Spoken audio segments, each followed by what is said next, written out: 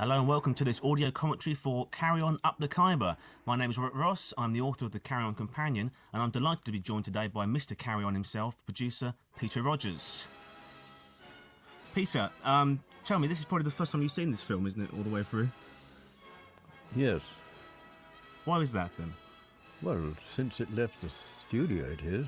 I saw it all the way through at the studios, of course, when it was finished dubbing, when we put the music on and everything. And that's the last time I saw it. How was this commissioned, this film? Did you go to the scriptwriter or did he come to you for this particular title? I commissioned it. What do you like particularly about this theme? Well, it's period and it's funny. I found that period films were always funnier than the other ones. Because the previous film had been Carry On Doctor, of course, a contemporary set movie. Would the budget be the same on both costume and contemporary movies? Yes. So what sort of budget were you dealing with at this stage? No idea. I can't remember figures, and I'm not talking about money. Okay.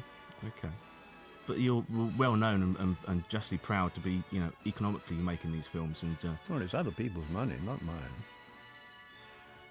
And there's your credit.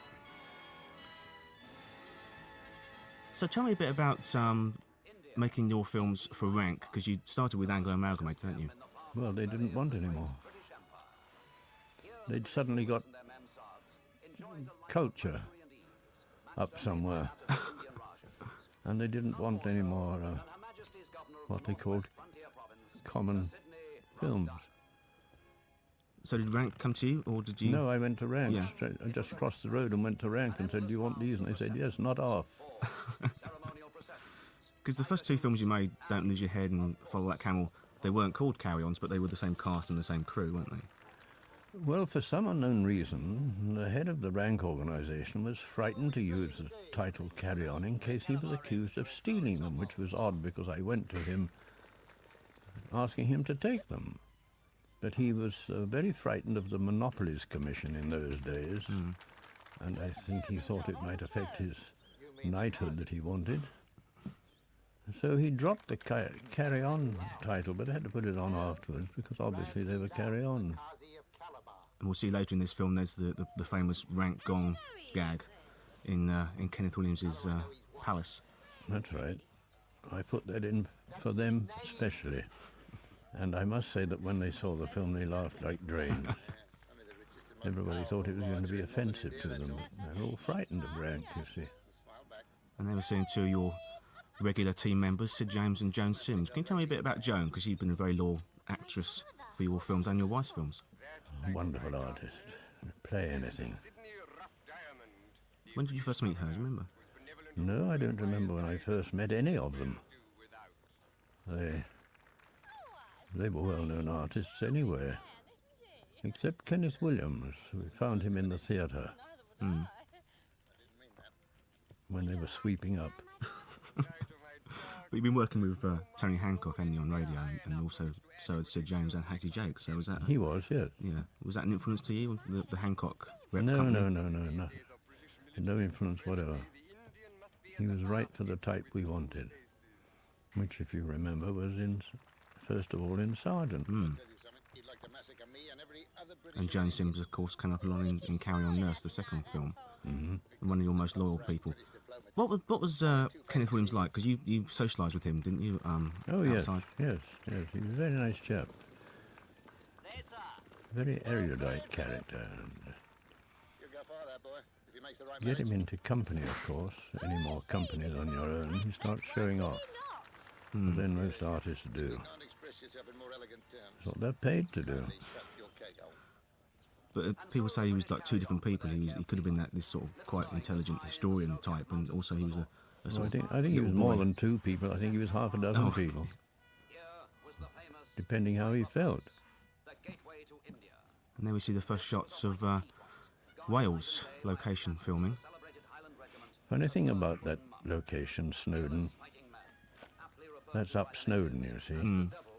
And when the film was finished, we had a letter from a veteran who had been on the northwest frontier, and he said he recognized it. This is the furthest you went away for a location, because most of your films are based in and around Palmy Studios, weren't they? Oh, yes.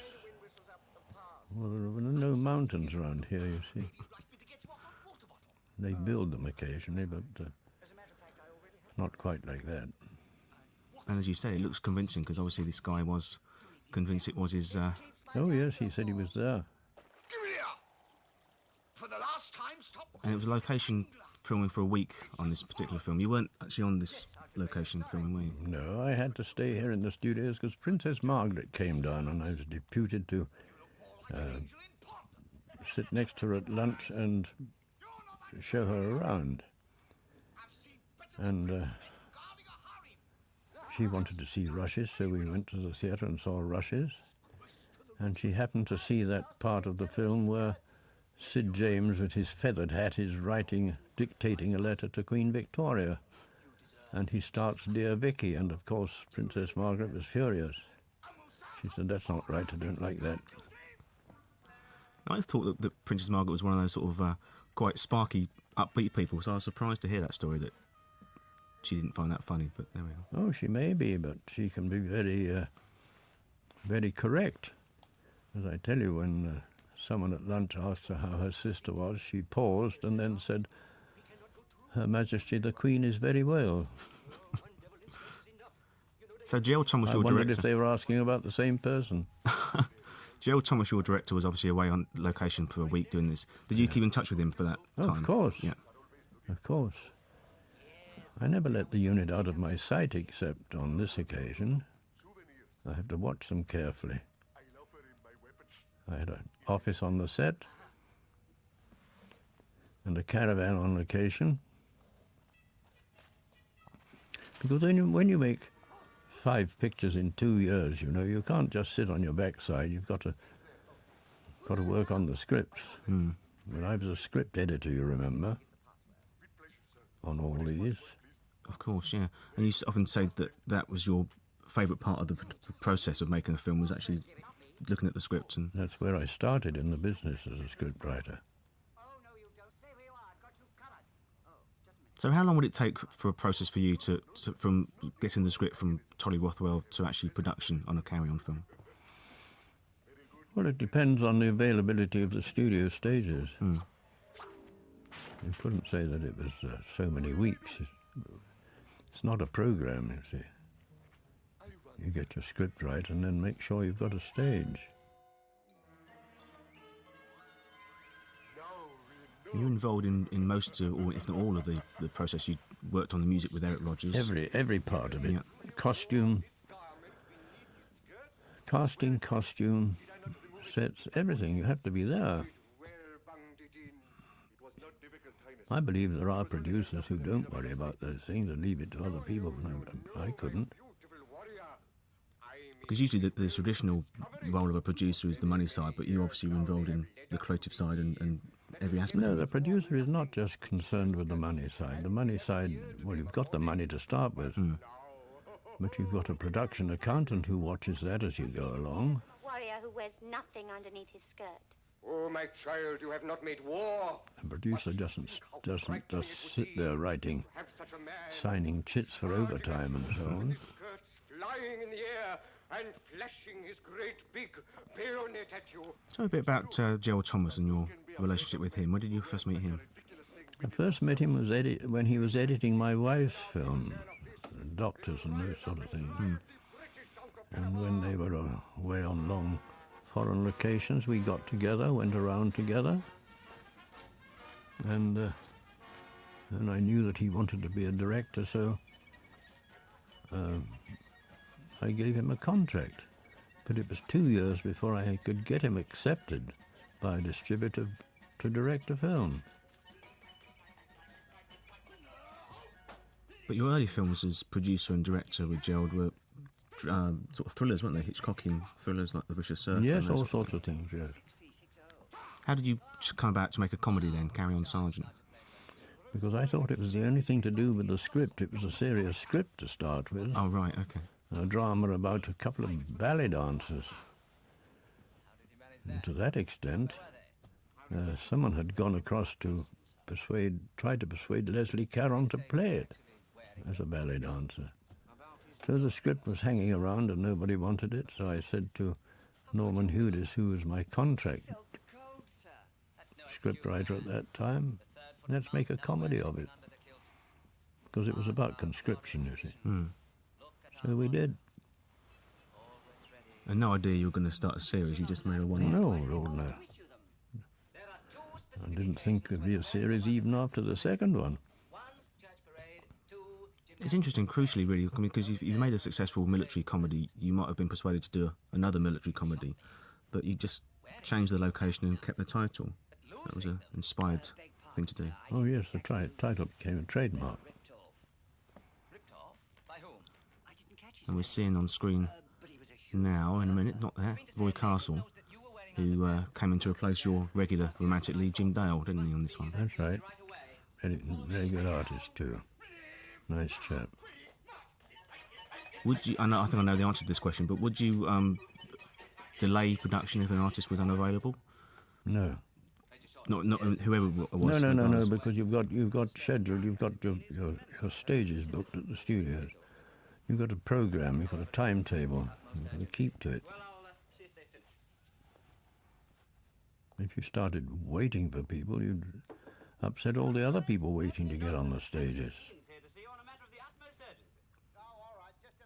When did you first come to Pinewood Studios? Because it's been your home professionally for many, many years. Over 50 years. When Shepherd's Bush closed down, we moved to Pinewood, because I was at Shepherd's Bush as a scriptwriter. I am afraid it's my fault, Your Excellency. And sometimes as an associate producer. Your Excellency, I regret to report there's been an incident at the pass. There's always incidents. They closed Shepherd's Bush because it wasn't capable of I'm afraid this was no taking colour. incident, sir. Because when we shot a film there called Christopher Columbus with Frederick March, which was in colour, about every 2 hours you had to open all the doors to let the heat out.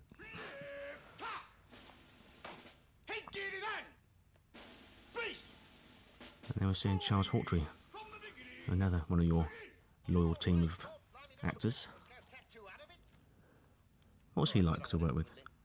Very professional, when sober. No, he was always very professional. He'd been in the business for years. He always looked the same.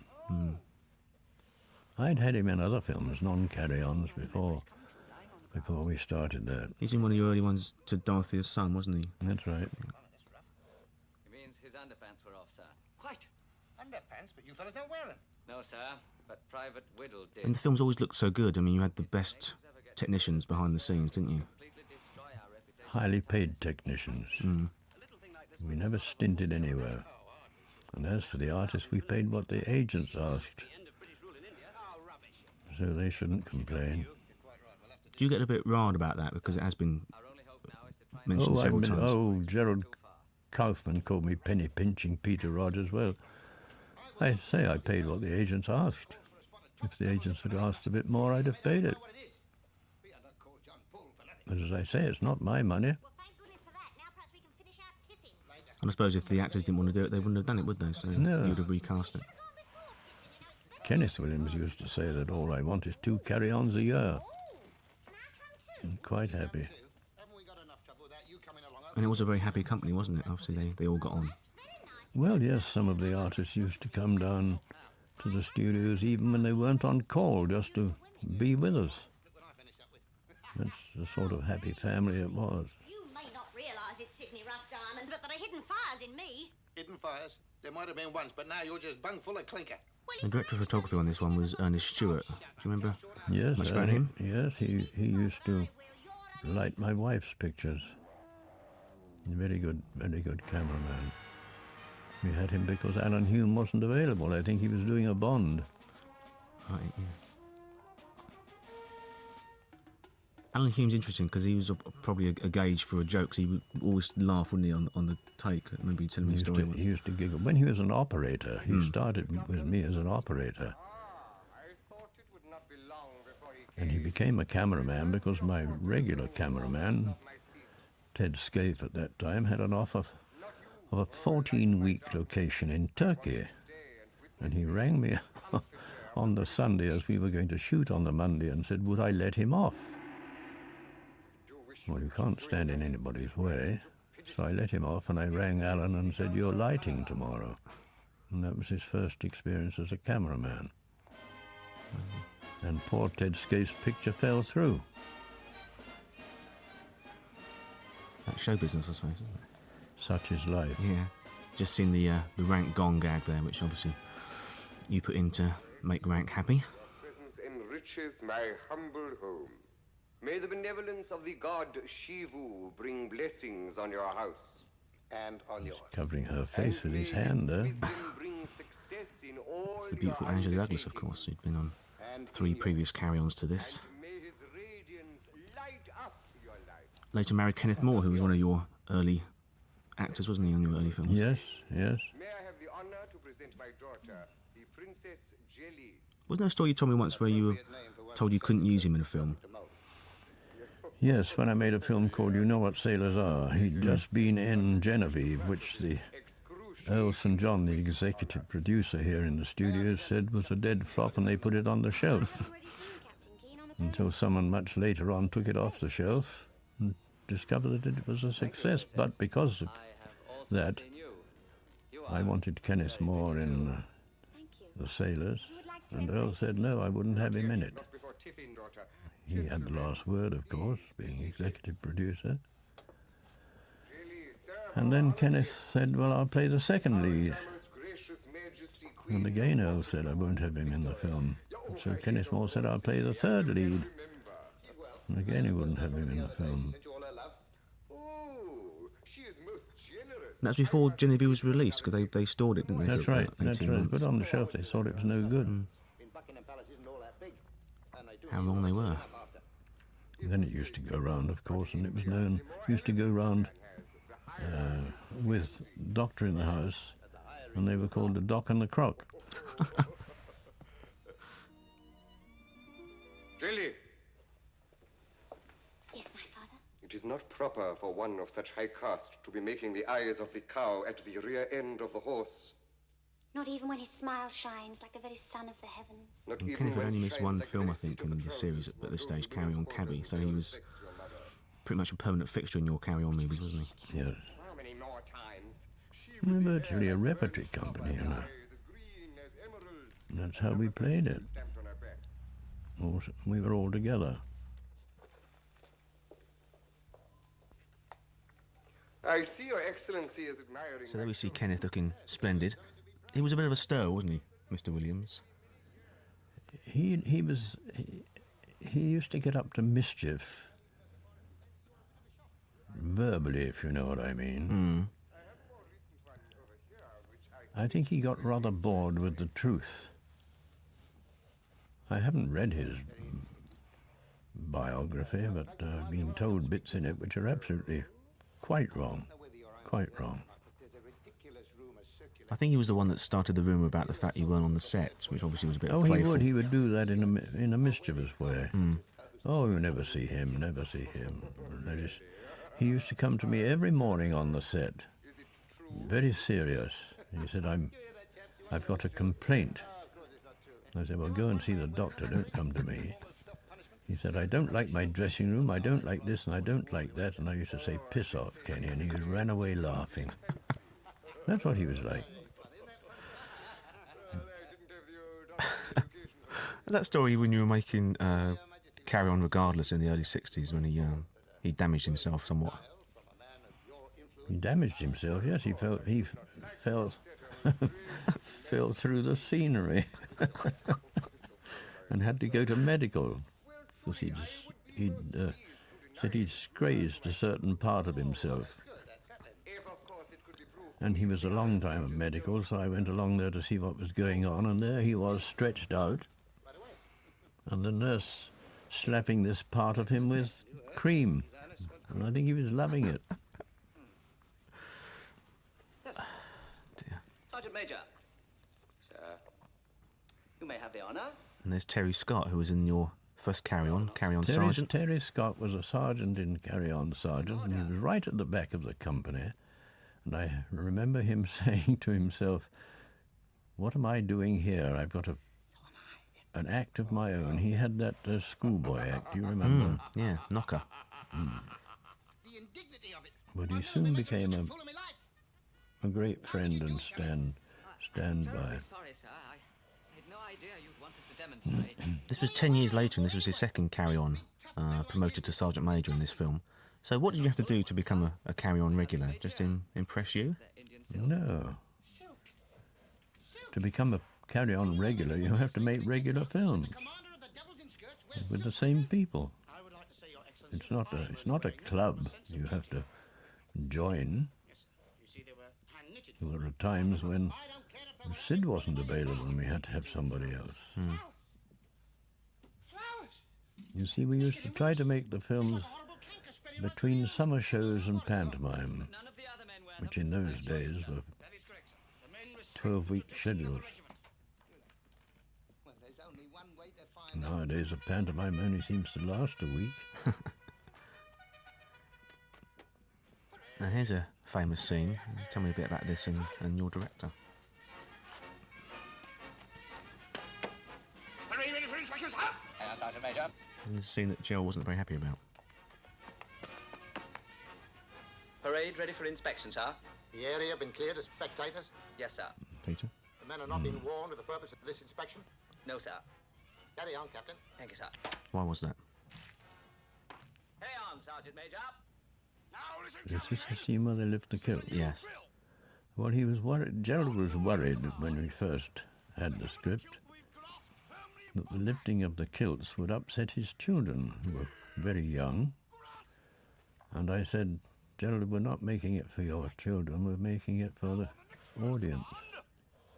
the hands will be brought smartly up to the level of the shoulder. Although in this scene, to be fair, they are covered up. Parade! Still keeping a tight hold on those kilts.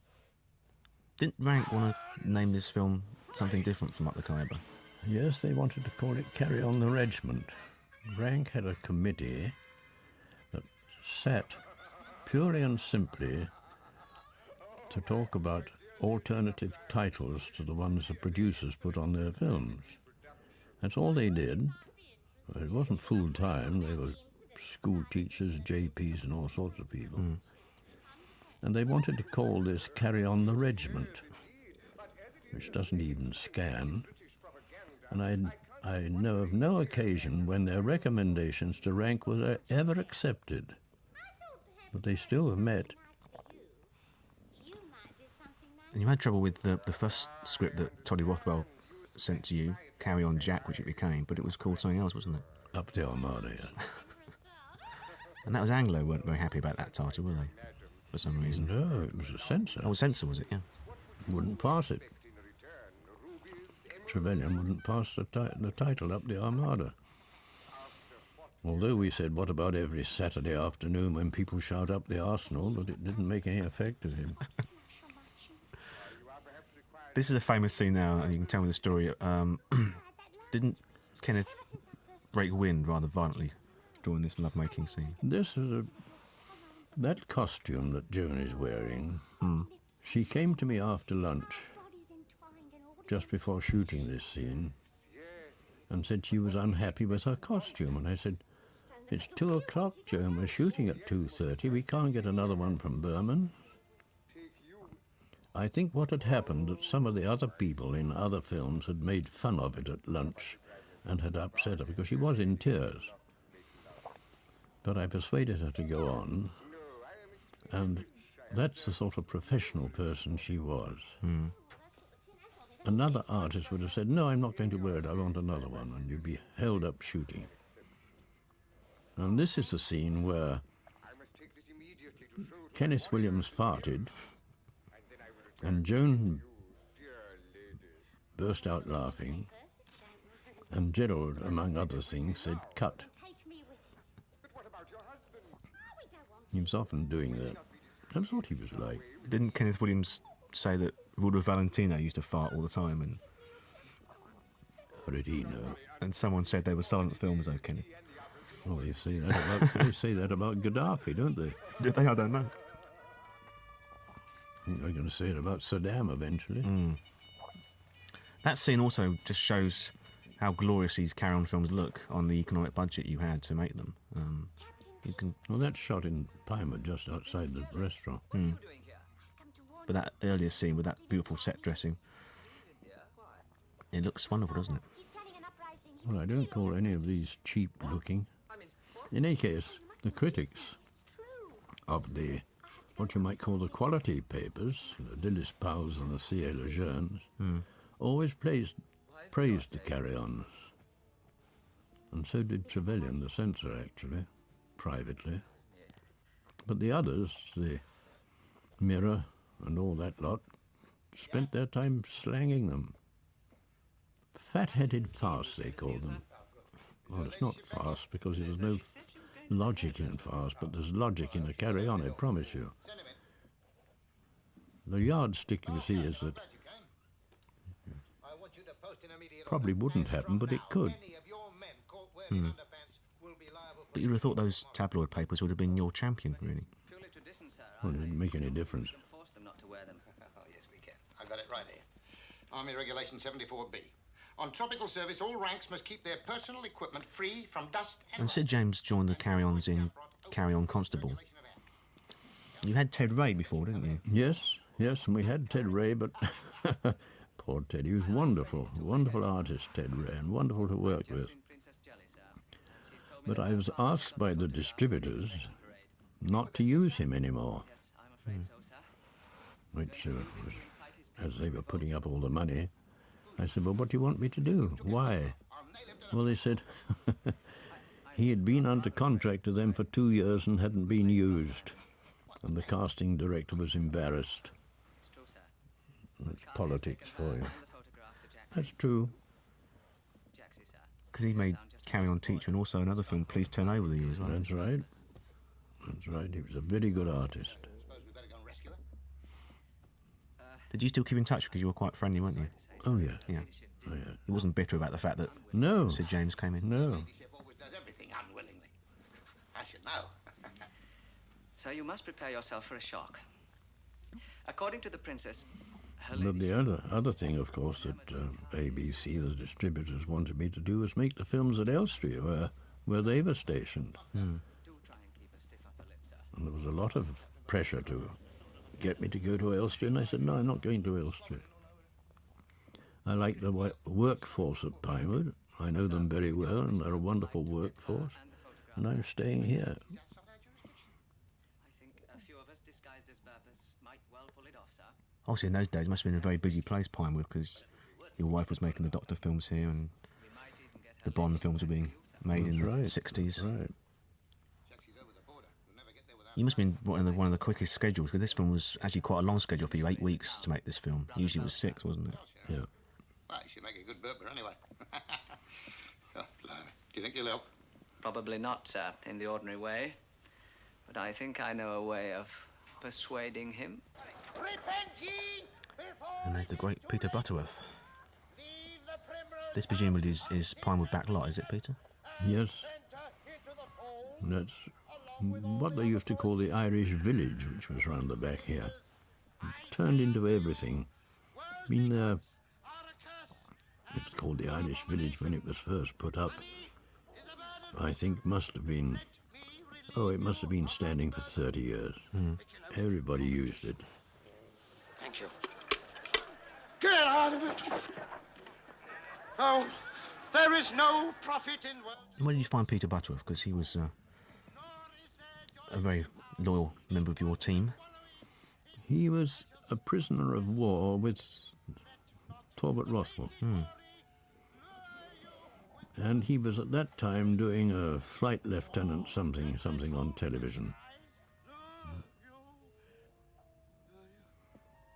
And we thought he was rather good. He's one of those actors that's always quite low down the billing, but tends to steal a lot of scenes, doesn't he? He's a superb performer.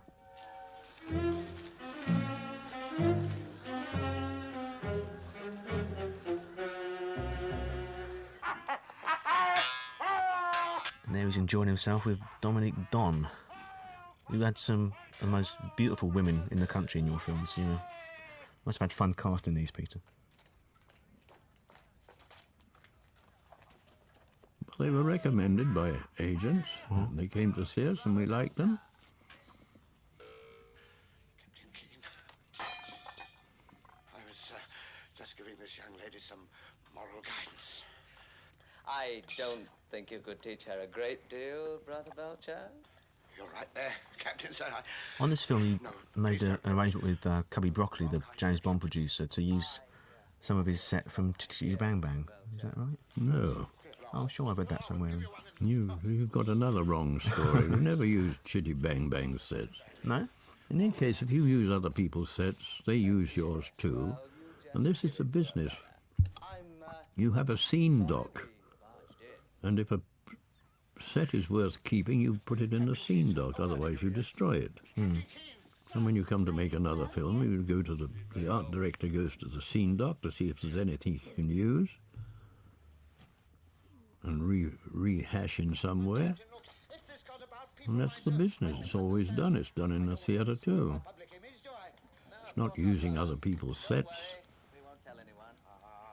But that film was being made at the same time, and there are shots of that film star Dick Van Dyke with Sid and Joan Sims. And I think one of the scenes coming up is a borrowed from one of their sets, but I'm sure there was some sort of deal you did with him, but I could be wrong. Me? Certainly In Carry On Cleo, you certainly used the leftovers from... What the set that was left over was out here on the lot. And before they pulled it down, we used it. And then it was pulled down. And they never came back, you see. They finished the film somewhere else, in Rome, didn't they? That's right, yeah. One of the most expensive sort of features at that time. You probably made your Carry On Cleo and the price of the canteen bill, I bet, for them. Now, where's this shot, Peter? Because this is not Pinewood, is it? This looks like a huge set. It's out on the lot. Oh, is it? Yeah. The Khasi of Kalabar. Which is now the car park.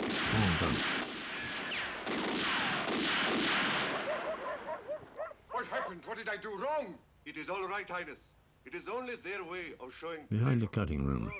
Okay. But that's a huge castle thing that's built there.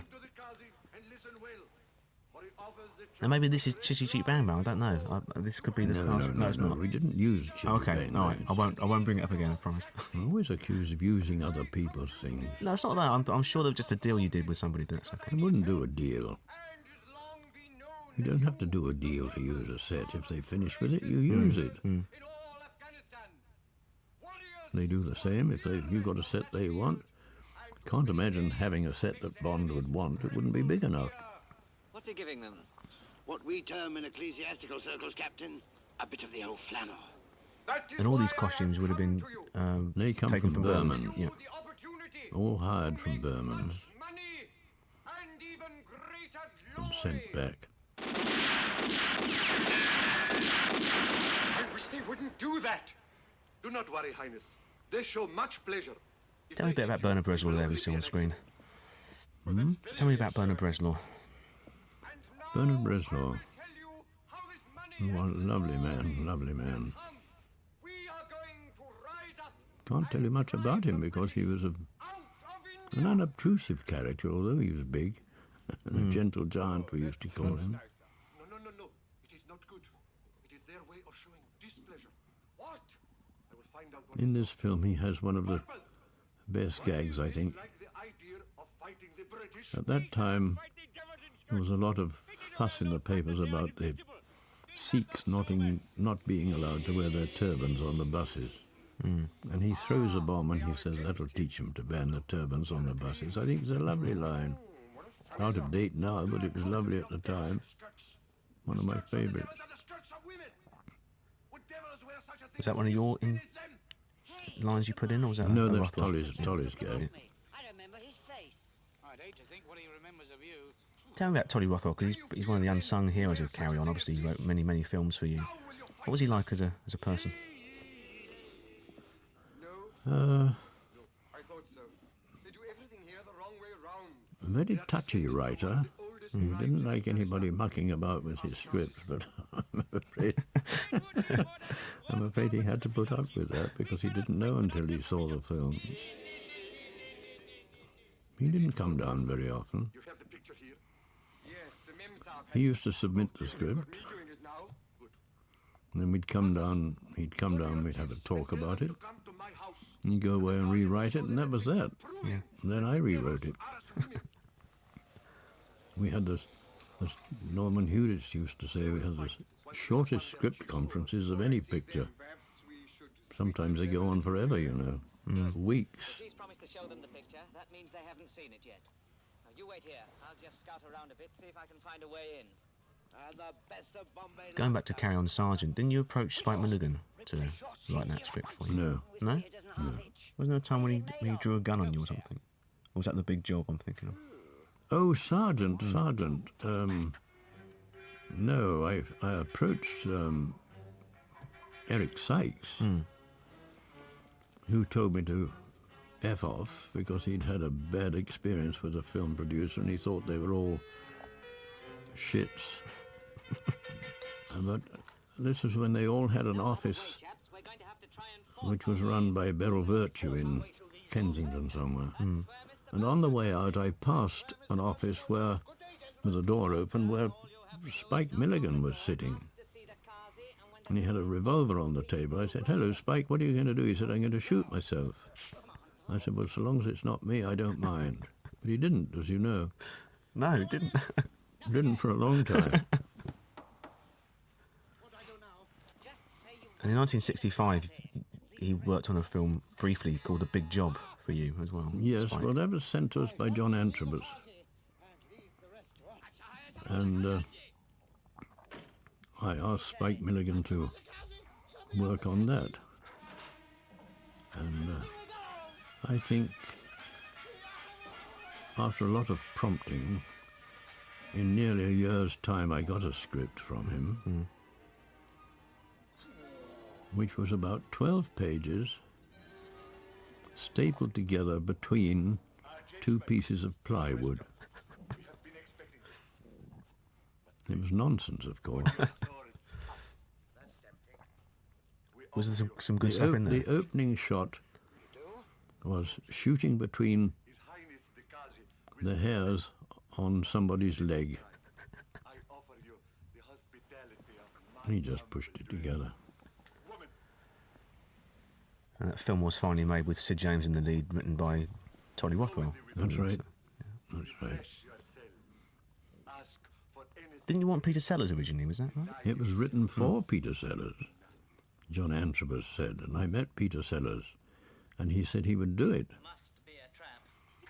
but he wanted a different director, which I would not agree to. No, thank you, Sergeant Major. We must stick together whatever we do. Follow me. You have the buxom Alexander Dane there. Playing Busty.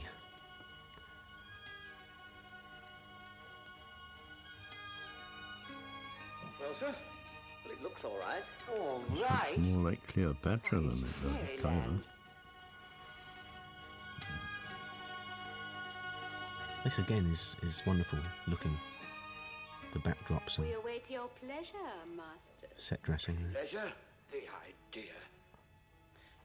What do we do, sir? Men, we mustn't forget we came here with a definite objective.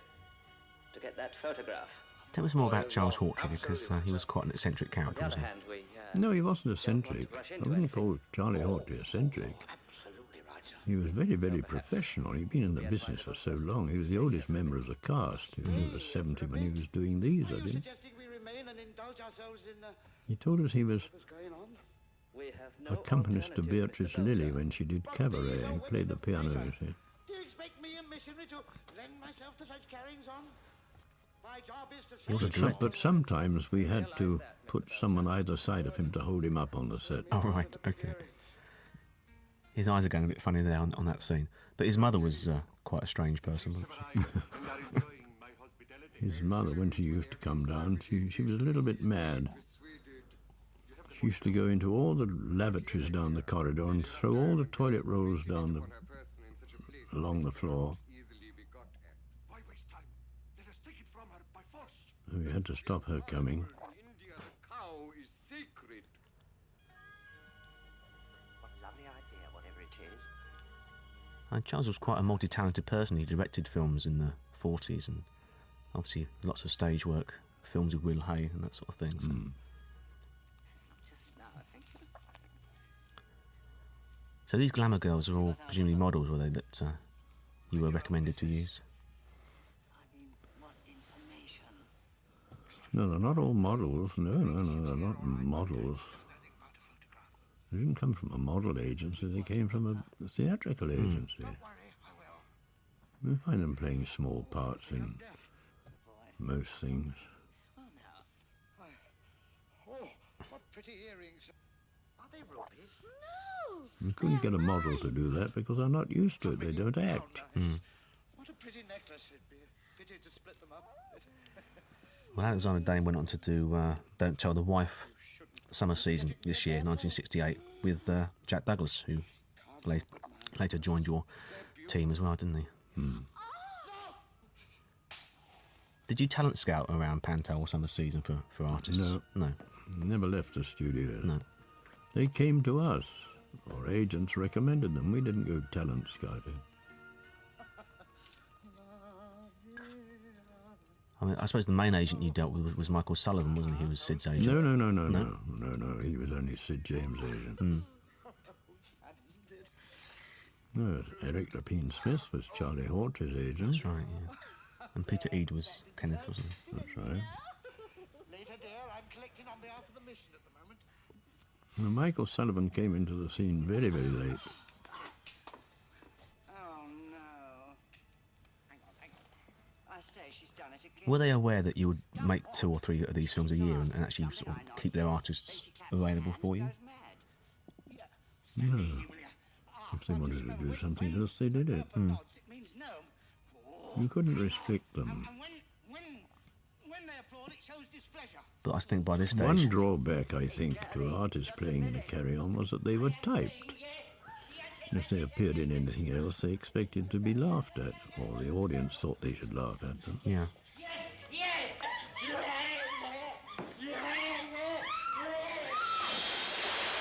What a good idea. Mixed bathies.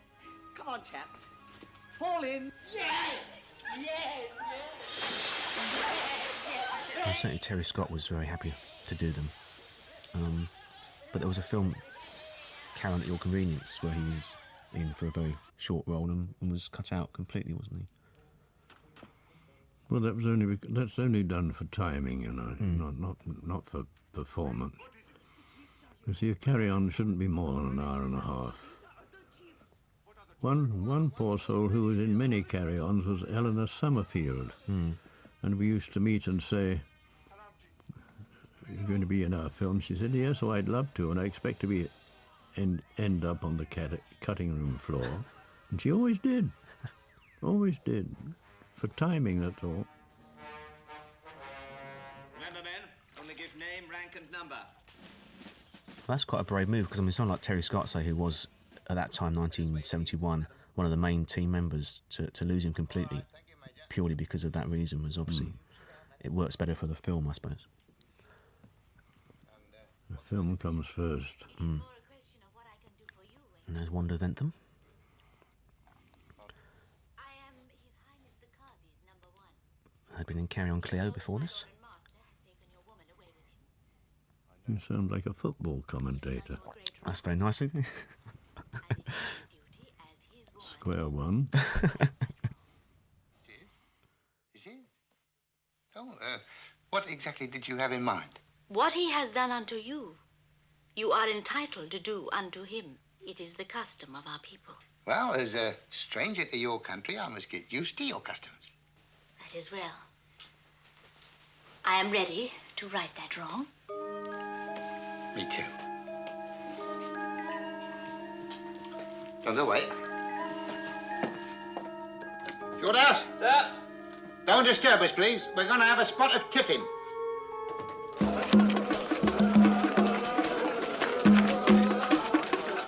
What are they celebrating, my father? The British prisoners, my child, are to be executed at sunset.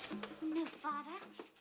Now, your art director on this film was Kuczynski? Alex Kuczynski? Kuczynski, Yeah. one of the best art directors apart from Carmen Dillon in the business, and she did some for us too. That's what I mean, we paid highly paid technicians, so how can they say it's cheap looking? Vetch did Carry On Sergeant too. Yeah. And he did The October Man, I think, which Gerald Thomas edited, and films like Cottage to Let. Lots of great films of the 40s that he worked on. He did some of Betty's foreign pictures too, foreign locations. Conspiracy of Hearts and so on he did.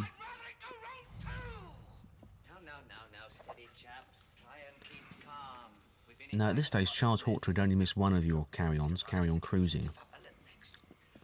Tell me why that was. Well, it wasn't his fault. It was the fault of a journalist called Williamson, Willie as he was known, who was the film correspondent. Film correspondent of the Daily Cinema. Yeah. And he wrote a piece saying there's a new Carry-On being made, and if Charlie Hawtrey's not in it, it won't be worth seeing. As a consequence, Charlie Hawtrey's agent wanted 10 times more money, a star over his dressing room door, and God knows what. And I said to Gerald, forget it, let's have somebody else. And we had Lance Percival, but he came back on the next film. It wasn't his fault, it was the journalist, you see. I've just spilled all this wine over myself, but it doesn't matter. Are you okay? Yes, it'll dry out. No, I don't think it's part of you. Ah, I have it. You're very welcome to it, I'm sure. No, of course, it is the photograph. By that time, of course, she was not all that well. It's Joan, yeah. And of course, Joan Sims and Kenneth Williams, they stayed till the end of the original series, Carry On Emmanuel, in 1978. So. Did you ever imagine in your wildest dreams that it would last 20 years non-stop production? No. Not even at this stage when you'd made 10 years of them, you didn't feel as though you were... I didn't expect to get to 6. Well, you have it? No, but don't worry, it will be easy after the public execution. Oh, and only 500 cuts for the Memsab. I don't want the photograph ruined. When we got to 21 and Anglo amalgamated through a party, I thought, my God, what have we done? My lady, you must leave this place at once. But of course I had to throw aside all the other films I wanted to make. My father has told you what is to happen to you then? Did you feel trapped about the carry-ons in at this stage? You wanted to do other things? And... Not trapped, I would never say it was trapped, we were too happy. It was a very enjoyable time. Because at Anglo, you were making other films like Raising the Wind and Twice Round the Daffodils, which... Well, they're all carry-ons. Similar casts and crew, yeah. They could have been called Carry-On. That is why I've come to save you. You and the British soldiers who are to die with you. Di, what are you doing? Did Anglo try and persuade you to call them carry-ons to get a bigger box No, office? because the problem was, you see, that the exhibitors were saying to the distributors, hold on, we haven't finished the last one yet. And another one comes out. It's a sausage machine. Very nice sausages. I mean, you wouldn't find a sausage in skin like that, would you?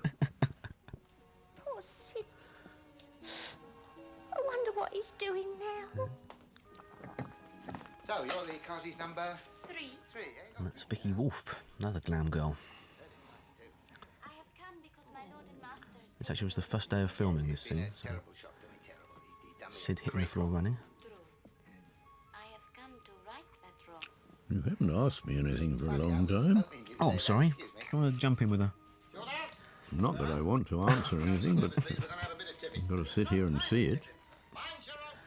I can't believe it's the first time you've actually seen this as a cut movie. I told you I've seen it as a cut movie when it's dubbed. Yeah. After the music. The white mem-sab will be put in the cell with the other prisoners. Would you agree with critics that this is the pinnacle of Carry On? Is it your favourite? Oh, no, it's my favourite. I don't know who else is. Well, it's often voted in the top 100 best British Is films it? ever made, yeah. Mm.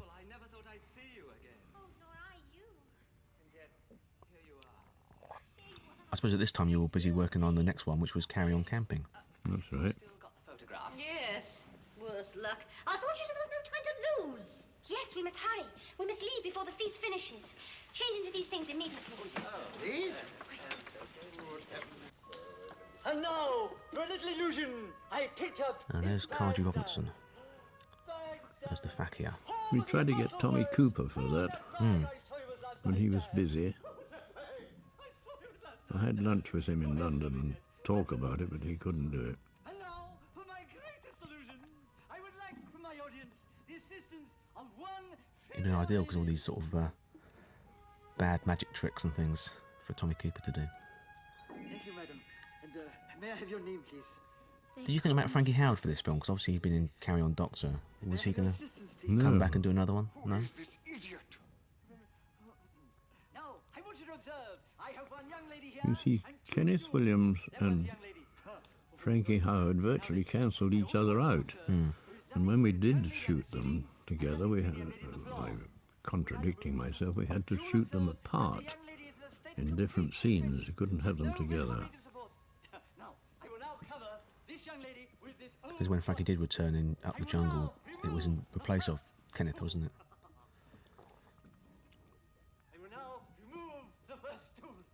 What about your experience with television at this time? Because 1969, the year after this, you made the first of 4 Carry On Christmas shows for ITV. Was it a happy time? Is this the best you could do? It is the safest. It's the costume of the Nautch dancers. You can say whenever you were working on a Carry On, it was a happy time.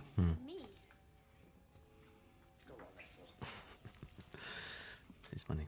Why are men in drag funny? I don't know. I will now remove the second stool. Bring on the dancing girls. Get rid of this idiot. Fakir, off.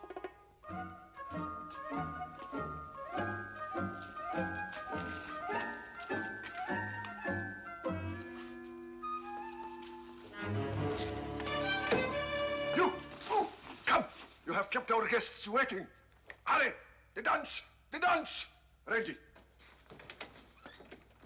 What do we do now? Do as I do. It is our only Can you chance. talk about your relationship with the British Board of Film Censorship at this time? Because there's a line coming up, Bernard Breslau's Fakir Off, which caused some problems. No. The censor understands those things. Like Joan Sims on one occasion, I think it's in Don't Lose Your Head, talks about her husband as the stupid count.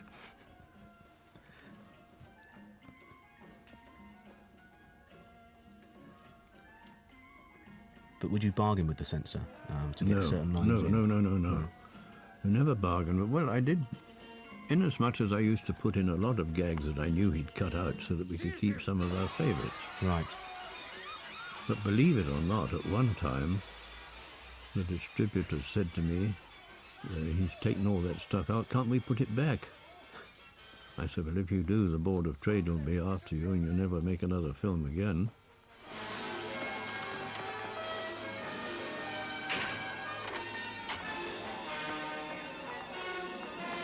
This is filmed at Pinewood. This is now where the Gatsby Suite is, I think. Area there. The Gatsby Suite wasn't there then? No, but it was built afterwards, but I think that's the area where it was subsequently built. Oh no, it is the place where the women of the harem get exercise. As if they don't get enough inside. We'll have to get over the wall somehow. Wait a minute, dear. Let's get it right. Remove the... You see, there's a film being made, and they were shooting for several days in the boardroom upstairs. You might as well say then, as your people you don't know are saying, you're pinching somebody's set. It's an actual room, so why not? Yeah. You've got to make use of what there is. That's economy and professionalism. But you see, in some of these films, the Bond in particular, the art director will not use anything else of anybody else's because he wants to make a name for himself. He wants an Oscar. What thing? Oh, look! I've got a touch of the levitations. Well, never mind that. Get the rope. Oh, rope, yes. You're never tempted to go to foreign locations to do carry-ons or spend more money or whatever? What do you want to spend the money on? Comedy is close. You don't have to go abroad to be funny. I think all the artists thought when they knew Carry On Abroad was going to be made, they thought they were going abroad. They really did. Simple minds that they had. Wasn't the same on Carry On Cruising that Kenneth Williams thought they were going to do a nice sea cruise out of it as well? You know, with Carry On Cruising, P&O gave us all the facilities possible, and they would never show the film on their cruises.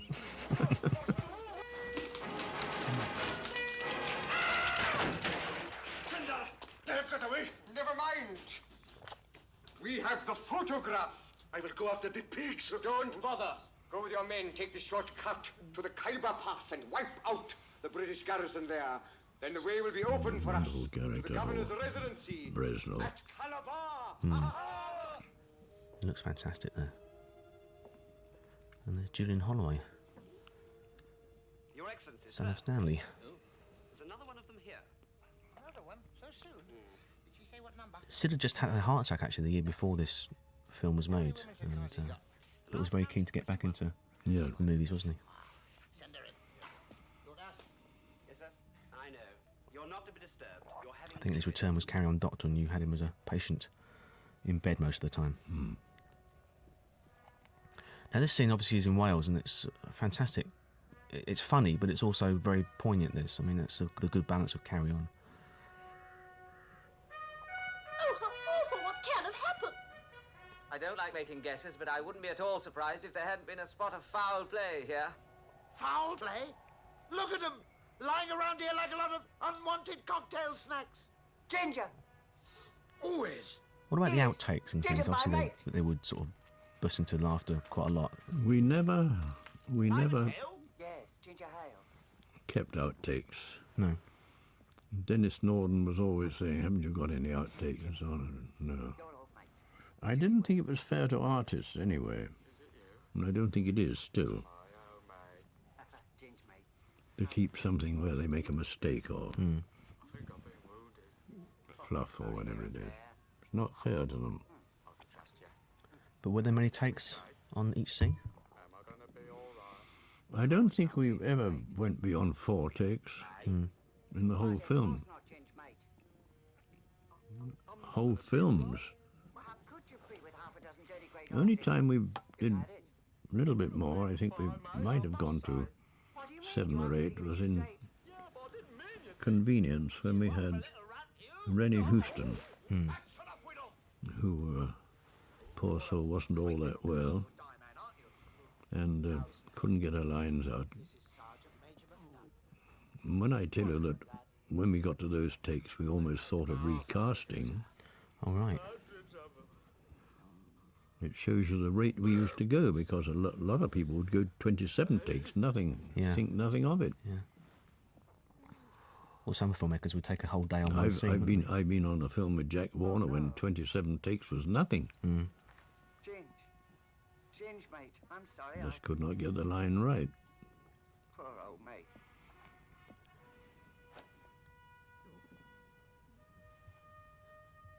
We're just seeing Peter Gilmore there. Bleed well suffocate me. Even down to the sort of the small supporting roles were cast with really fine actors. Peter Gilmore, a case in point there. Oh, yeah. Well, if you want to save time, you've got to have professionals. Well done, my most beautiful warrior. You're a better man than I am, Bangdi Din. You see now that the photograph does not lie. The devils in skirts are not invincible. We have caught them with their pants up. I lost one about. art directors recently. Poor old Bert Davey died not about a fortnight ago. Oh, really? He was very, very good. Started with me as a draftsman, and I was promoted to art director. He was very good. Thank you, Sergeant Major. Everybody outside, please. So would the writer, Tolly Rothwell, actually come to you with ideas, or you would commission all of them, would you? You commissioned this one, certainly. No. I always thought of the titles first. Yeah. We'll all try and get back to the residency. We? What about you? I thought of them in the bath in the morning. I used to say to Jello, we're going to make so-and-so and so-and-so. That's no job for an officer, sir. And of course, the title, as you know, as a writer, is the theme of the subject. It means certain death. Yes, that's why it's no job for an officer. Yes. I hadn't thought of that. I'll be pleased to have one volunteer to stay with me, sir. Don't look at me, I'm a civilian. That first script that Rothwell sent you, Carry On Jack, or Up the Armada as it was. It came through the post to my private house, which is the most extraordinary thing, not even through an agent. It came from him. Good luck, Sergeant Major. Thank you, sir. And you, sir. And I read it, and I thought it was very funny, and got in touch with him. And we met, and I said, do you mind if we call this a Carry On? He said, no, not at all. And that's how our relationship started. Because the first one you actually made with him was Carry On Cabby, wasn't it? Call Me a Cab, originally. I think No. that was before Carry On Jack. But I think the first script you actually sent you was the one that became Carry On Jack. Carry On Jack was sent by Tolly, called Up the Armada. Yeah. It's the first film we made with him. Cabby was rewritten by Tolly at a later date because it was a mixture of all sorts of people. Even Dennis Norden. Dennis Norden was responsible for the scene of all the cabs coming over the hill. Okay. In fact, what happened, although he doesn't get a credit for it, Talbot Rothwell bought the scene from him as one scriptwriter to another. Okay. Yeah. Certainly that classic line from Carry On Cleo, the infamy line, was one of Dennis Norden and Frank Muir's, which I think Tolly borrowed with permission.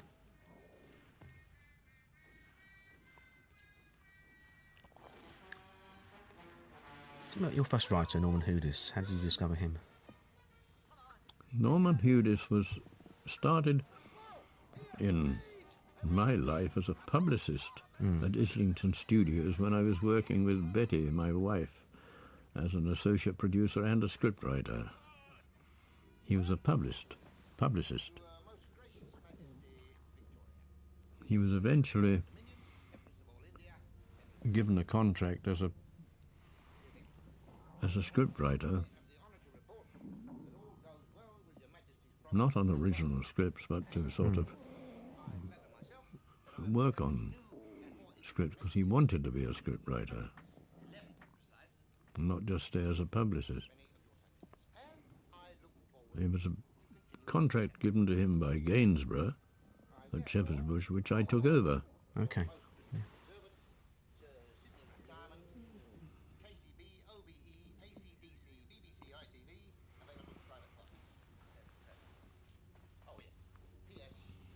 So the first one, Carry On Sergeant, as you said before, was this thing about ballet dancers, and R.F. Delderfield had written it, is that right? R.F. Delderfield wrote the original story, yes. He was given the credit because all writers, no matter what part they play, should be given credit. It's their livelihood. But of course, whereas you were concerned, you didn't get a credit for additional well, I work on this. wouldn't take a credit as a contributor to a script of a film I was producing. Good heavens, it's bad enough. You've got a Peter Rogers production produced by Peter Rogers. What do you want to do, a Charlie Chaplin?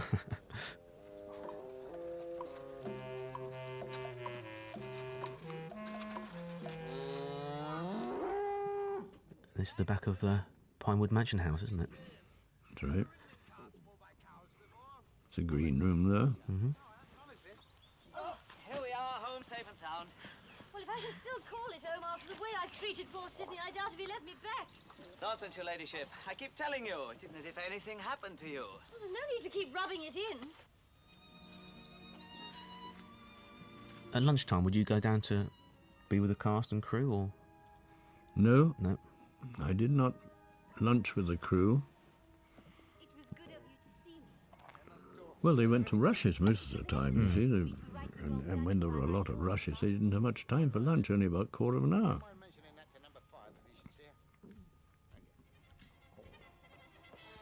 But there was a carry-on table, wasn't there? Like a bond table and a carry-on table. Yes. You know, when the restaurant staff knew that there was a carry-on coming in, they were all rather perked up and happy. They said, oh, we're going to have a lovely time. But otherwise, it's pretty...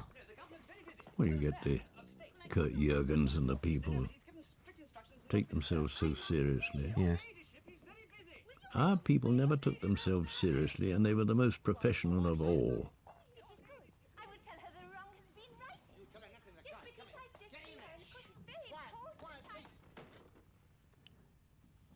I mean, certainly there's a story when Ken Russell was working here in the early 70s, when I think you made 3 films in the same time he took tape to make The Devils. I mean, it's... Doesn't surprise me. I have known on a Peter Sellers film here, I've known the director and the artist say, let's go to Paris for lunch. And believe it or not, they hired a plane and went to Paris for lunch.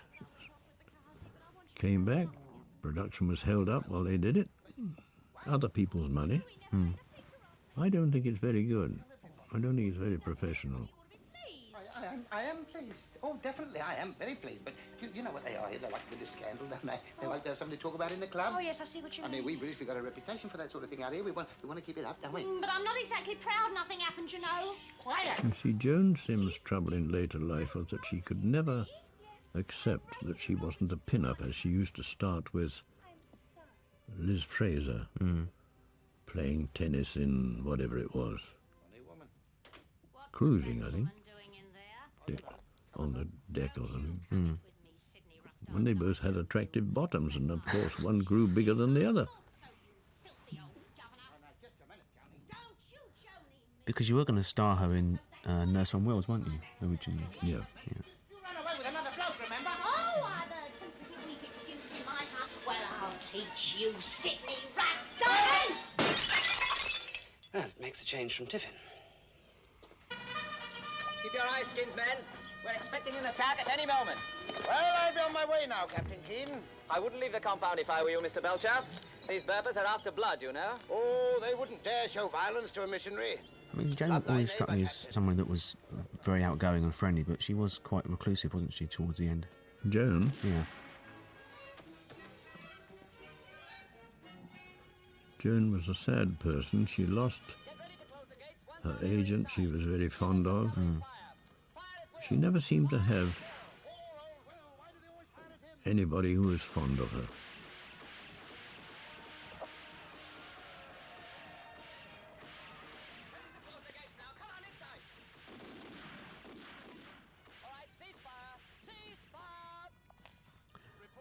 This film was politically strange because it was about 10 years ago when the Gulf War was on, and they actually banned this film from TV. Do you see why they would do that? Because just for a comedy? No idea. When people do that sort of thing, it just puzzles me. I suppose they think it's racist or something.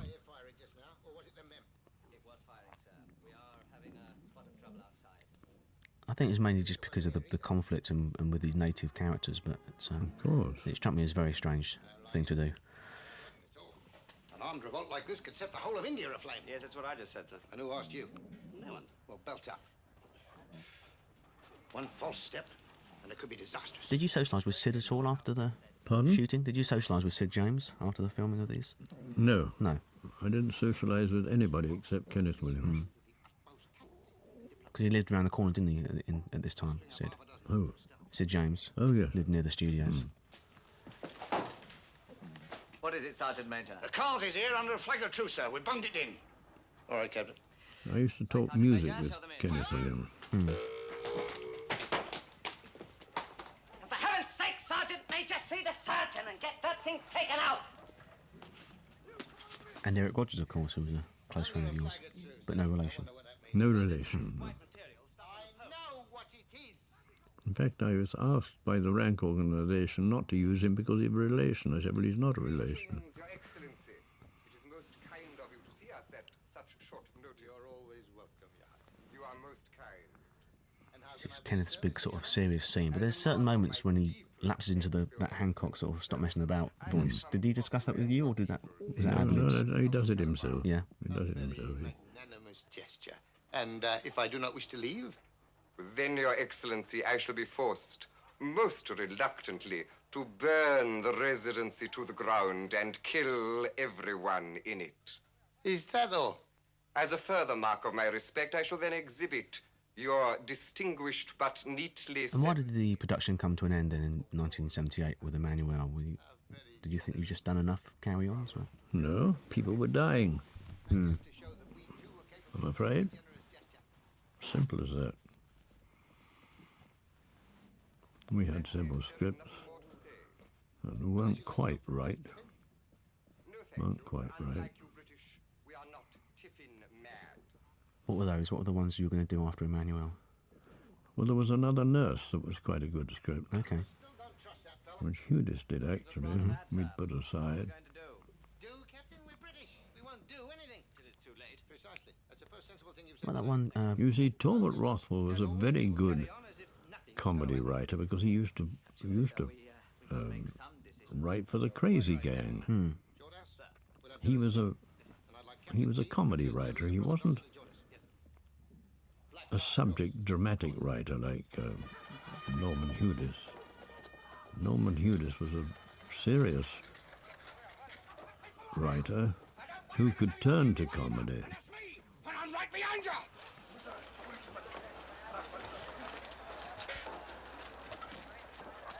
Yeah, Rothwell had worked with Terry Thomas and Arthur Askey and those sort of people as well, so... Good, solid gagman. What about the Carry On Down Under you were going to do? Well, that's nothing to do with this film, is it? No. Carry On Down Under was all set up, and Gerald went over there, and we found locations. I didn't go. It was too early because we were setting up. Now, this scene is shot in the smallest stage in the studios. In fact, it's no bigger than my office. And I think is an achievement of the art director and the cameraman to give the impression that it's a very large room. Yeah. It was over here, F stage, I think it was, and not much bigger than this theatre. And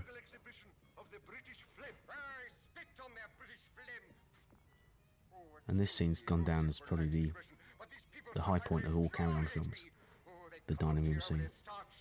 Well, that is the achievement of professionals, technicians, and so on, creating something out of nothing. When the art director knew he had to shoot it in this little stage, he was horrified. But look what he did. He's burning his mind about the turbans. That will teach them to bend turbans on the buses.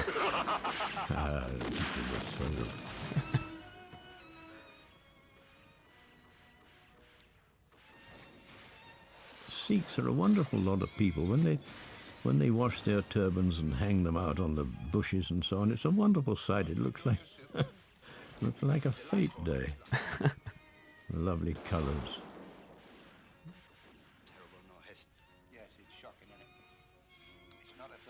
This was filmed in 4 days, this scene. Did you know this scene was filmed in 4 days, as you say, on a very small stage at Pinewood? Did you know when you saw the finished article that you had a winner on your hands in this one? You never know when you've got a winner. You hope you've got a winner. I mean, this wasn't the first carry-on, it wasn't the last carry-on, so why shouldn't it be a winner? But it all sort of comes together so well, doesn't it? I don't know what you mean by a winner. I mean, What a success. It went out and it made money, otherwise we couldn't have made another one. Yeah. As soon as the carry-on lost money, we couldn't make any more. It's not economic, is it? It's not business. But we're not in terms of just commercialism, but in terms of critical acclaim that this film is still, 30-odd years later, still looked upon as a classic.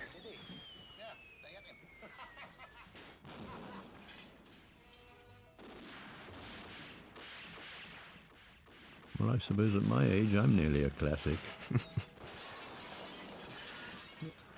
Wonderful artists, those musicians. Yeah. Brought in by Eric Rogers. Right, yeah.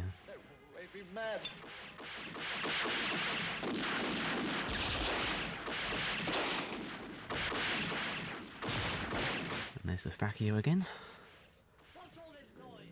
So Tommy Cooper was busy, you say? You can do this film? Yeah. He was our first thought, of course. Fantastic, isn't it? Whether he could have done all that, I don't know. Cardew's very good. Cardew the Cad. Small wine, Mr. Belcher. It's finished. No, it's half a bottle here still. Go on, give it some.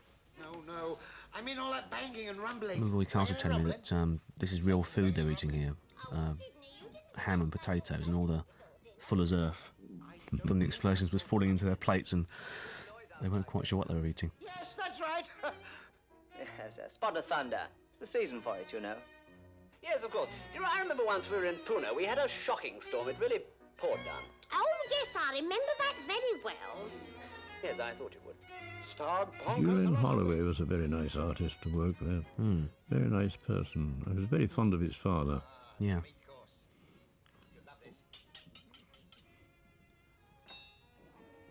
Well, he first appeared in Follow That Camel for you. Well, that's not what we ought to do. Stayed on and off for 10 years on the Carry On.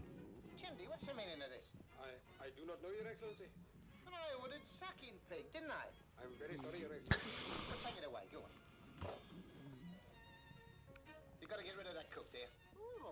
Did Tolly come down to see Peter Butterworth on set? Obviously, they were friends from the army camp. No, not necessarily. They He was there very rarely, you say? He Tolly. didn't come down very often. Yes, it's the closed season for fakirs. I don't believe it. I don't really. No, it's true, eh? Here we are, April 1st to September 30th. Of course. How silly of me. I should have known. Some wine.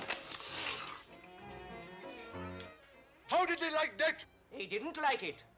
Well, looking back at this film, Peter, are you proud of your achievement in this one?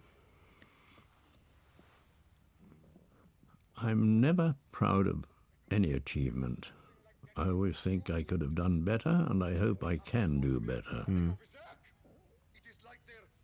I'm not proud, but I'm happy that people have enjoyed the films. I can't say, I'm not going to say I'm proud to have made them. What a thing to say. Well, they're a wonderful series of films that are enjoyed worldwide. Well, then I'm very pleased. That's not the same as being proud.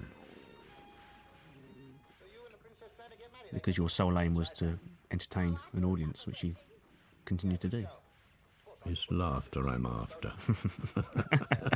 Sound like Tommy Trindon, huh? Yeah. What's left of it? Pardon? I said, what's left of it? Oh, hey, oh, yes. Make sure that's make a note, will you? Have this room redecorated? Yes, sir. The termites, you know. So will your mothers and father be coming in?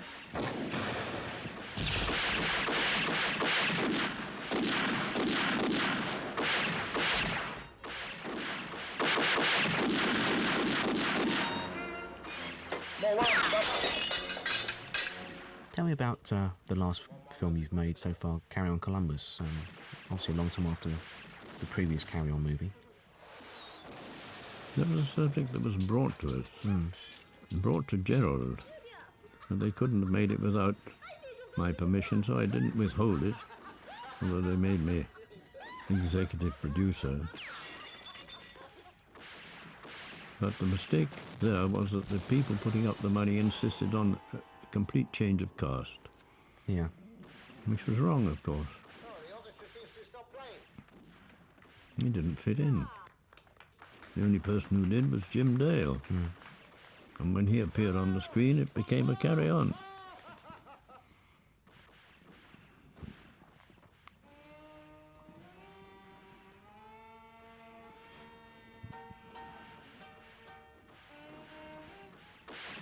So really Carry On is the actors that made them, or a combination of things, really? I don't think it's quite fair to say that the carry-ons made the artists, because the artists made the carry-ons. Because you can't imagine a carry-on without those artists. That's right. It's all part of it. I mean, today people are talking about, you know, the next Carry On film, but with the cast largely gone, it would be difficult, to say the least. Well, the only one apart from Jack Douglas, I was wondering if I might just pop outside. Barbara Windsor and me, that's all that's left. Oh, and it's strawberry mousse. I know there are plenty of people who could play in a carry-on. Yeah. So how do you see the future of Carry On, and where do you think it could go from? There's not going to be another one. I'm not going to make another one. What I'm hoping to do, of course, is the cartoon idea and one or two things which crop up. But you can't do this sort of thing again. No. You can't do this. This would cost a fortune now. Not artist-wise, but facility-wise. What is it? I'm afraid they've broken into the compound, sir. I say, that's a dashed bad show. Perhaps we ought to go out and have a look at the situation, eh, Captain? Yes, sir. If the ladies will excuse us. Oh, yes, of course, dear, if it's important. I'm sure Mr. Belcher will keep you entertained when we get back. Major Shorthouse, my revolver, please. Of course, sir. Have you got yours, dear, just in case? Yes, dear. Try and save the last bullet for Mr. Belcher, will you? After all, he is our guest. Cindy, please.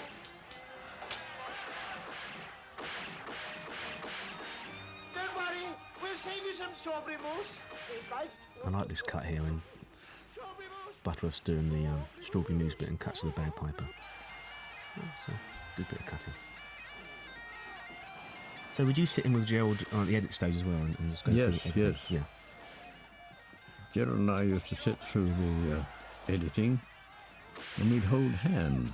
And if I wanted something cut, I used to squeeze his hand.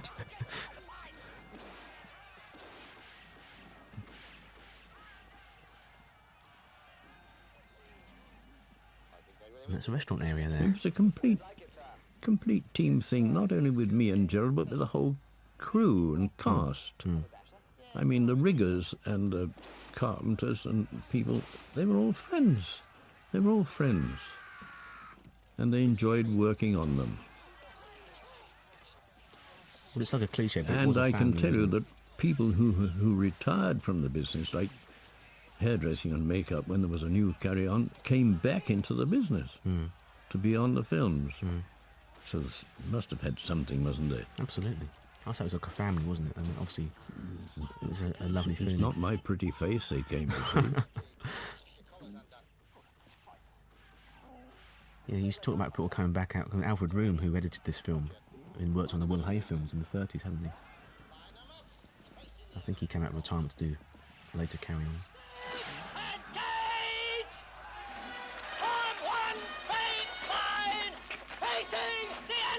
Now this is probably the scene that Gerald didn't like, because there's actually in the script, nothing under the kilt. Script, the script, yes. It's in the script, you see. Go! There are no devils in skirts to frighten you now! And right!